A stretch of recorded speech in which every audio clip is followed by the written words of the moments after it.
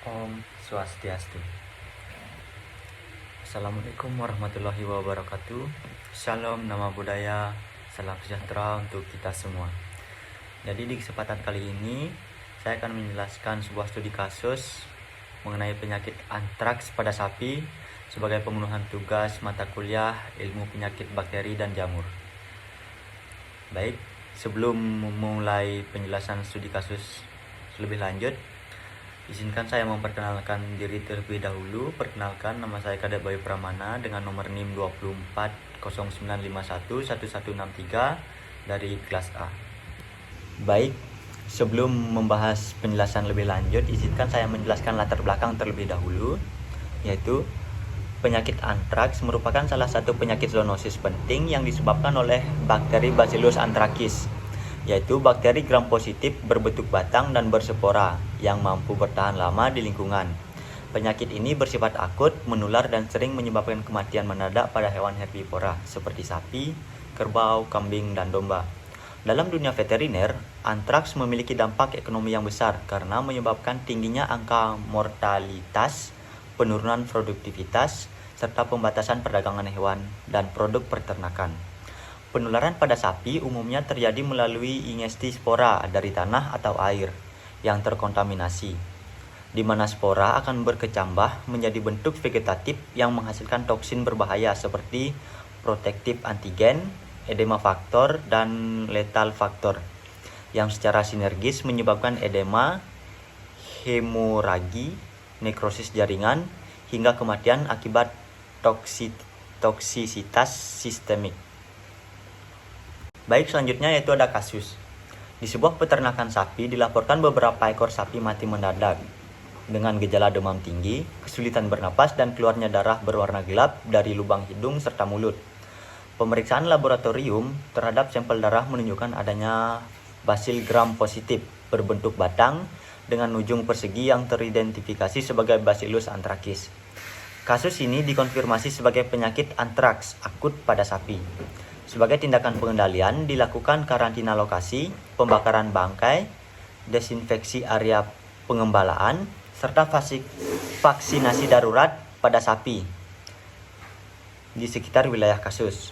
Upaya cepat dari petugas veteriner berhasil mencegah penyebaran lebih luas dan menegaskan pentingnya deteksi dini serta penerapan biosecurity dalam pengendalian penyakit zoonosis seperti antraks. Baik, selanjutnya yaitu ada pembahasan penyakit antraks pada sapi disebabkan oleh bakteri Bacillus anthracis, yaitu basil gram positif berspora yang mampu bertahan lama di lingkungan. Penularan umumnya terjadi melalui ingesti spora dari tanah atau air yang terkontaminasi.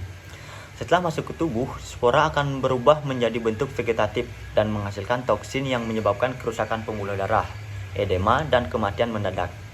Gejala klinis yang umumnya terlihat antara lain demam tinggi, kesulitan bernapas, serta keluarnya darah gelap dari lubang hidung dan mulut yang tidak membeku. Diagnosis ditegakkan melalui pemeriksaan mikroskopis, kultur atau PCR. Sedangkan pencegahan dilakukan dengan vaksinasi rutin menggunakan vaksin Sterne. Antraks tergolong penyakit zoonosis berbahaya yang wajib dilaporkan, sehingga pengendaliannya meliputi karantina, pembakaran bangkai, disinfeksi, dan edukasi ke peternak menjadi langkah penting untuk mencegah penyebaran penyakit tersebut. Kemudian untuk selanjutnya yaitu ada pencegahan. Pencegahan penyakit antraks pada sapi dilakukan dengan vaksinasi rutin menggunakan vaksin Sterne, terutama di daerah endemik. Sapi sebaiknya tidak digembalakan di area yang pernah terjangkit antraks karena spora dapat bertahan lama di tanah. Bangkai hewan yang mati mendadak harus dikubur dalam-dalam dan diberi desinfektan untuk mencegah penyebaran spora. Peternak wajib memakai alat pelindung diri saat menangani hewan sakit atau mati, serta menjaga kebersihan kandang dan peralatan. Selain itu, pelaporan dini kepada petugas veteriner dan edukasi tentang biosecurity sangat penting untuk mencegah penularan lebih lanjut. Kemudian selanjutnya yaitu pengobatan.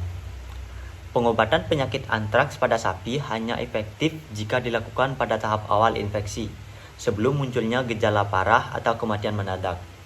Pengobatan dilakukan dengan pemberian antibiotik spektrum luas seperti penisilin, oksitetrasilin, atau ciprofloxacin sesuai dosis dan anjuran dokter hewan. Namun, pada kasus yang sudah menunjukkan tanda klinis berat, pengobatan biasanya kurang berhasil karena toksin Bacillus anthracis telah menyebar luas di tubuh hewan. Hewan yang diduga terinfeksi harus segera diisolasi. Sementara bangkai sapi yang mati tidak boleh dibuka, melainkan dikubur dan didesinfeksi untuk mencegah penyebaran spora ke lingkungan. Selain itu, peternak harus menjaga kebersihan kandang, membatasi lalu lintas hewan, dan melaporkan setiap kasus kematian mendadak kepada petugas veteriner agar dapat dilakukan tindakan lebih cepat dan tepat. Kemudian yang terakhir yaitu kesimpulan dan saran. Yang pertama, kesimpulan. Penyakit antraks pada sapi merupakan infeksi akut dan zoonosis berbahaya yang disebabkan oleh bakteri Bacillus anthracis. Penyakit ini ditandai dengan kematian mendadak, keluarnya darah gelap dari lubang tubuh, serta kemampuan sporanya bertahan lama di lingkungan. Antraks menimbulkan kerugian ekonomi yang besar dan berpotensi menular ke manusia. Kemudian untuk pencegahannya, melalui vaksinasi rutin, biosecurity yang ketat, serta pengelolaan bangkai hewan yang aman merupakan langkah efektif untuk menekan penyebaran penyakit. Deteksi dini dan pelaporan cepat kepada petugas veteriner sangat penting agar tindakan pengendalian dapat segera dilakukan. Kemudian selanjutnya saran, yaitu peternak disarankan untuk melakukan vaksinasi tahunan, menjaga kebersihan kandang dan lingkungan, serta tidak membuka bangkai hewan yang mati mendadak. Pemerintah daerah dan tenaga veteriner perlu meningkatkan pengawasan penyakit endemik, memberikan edukasi kepada peternak, dan memastikan ketersediaan vaksin serta antibiotik yang sesuai. Dengan penerapan manajemen kesehatan ternak yang baik dan kerjasama antara peternak dan petugas veteriner, penyebaran antraks pada sapi dapat dikendalikan secara efektif. Baik, mungkin itu saja dari saya. Apabila terdapat kesalahan pada saat penyampaian materi, saya mohon maaf. Saya akhiri dengan Paramesanti. Om Santi Santi Santi Om.